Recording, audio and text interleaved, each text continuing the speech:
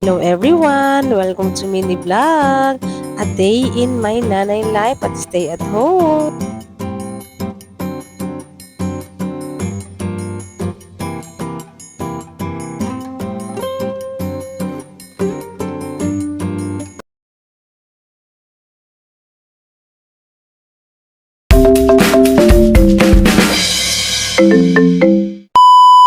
Magandang umaga, tara unat muna ang nana. Tapos tara pumasok tayo sa loob ng bahay at magtitimpla muna tayo ng kape at wala nang pasok si Papa Cha. Dahil holiday at Chinese New Year daw. Medyo tanghali na nga niyan ako nagising kaya sisilip lang muna tayo at mag-cheers muna tayo. Kape muna tayo mga mi. Pagkatapos nandito na lang ako sa loob nagkape at napakainit na nga sa labas at 8 o'clock na ng umaga. Tapos nga fast forward nakapag-shower na ako niyan. Aalis nga po pala tayo.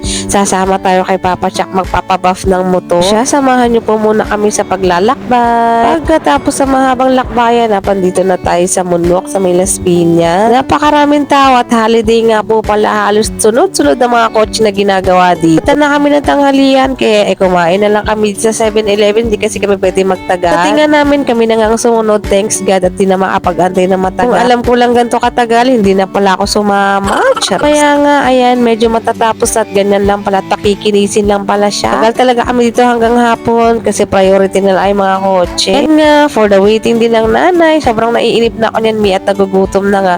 At magti 3 o'clock na nga ng hapon niya. Tapos na, ayan, pupunta tayo sa Paranaque at isipan nga namin dumalaw muna doon. Isa lang naman makalabas ang nanay niyo, pagbigyan niyo ng mga meat. Gusto ko rin tumambay. Iba ko sa Shopee na binili nila Boknoy, ayan, hindi pala yan ang nabili ko. Hindi naman din ako, no choice, gutom din. Tamang tambay lang dahil napakaaga pa nga yan at namiss ko rin talagang maglalalaba. Alam po talaga ako mang-aya kay Papa Chuck pag talagang hindi masyadong busy. Ito lang din naman sa kamag-anak nila yan sa Paranaque at napakasaya nga pag nandito ako. Kaya ito muna yung ating vlog for today. Salamat sa pagsama. Bukas ulit. God bless!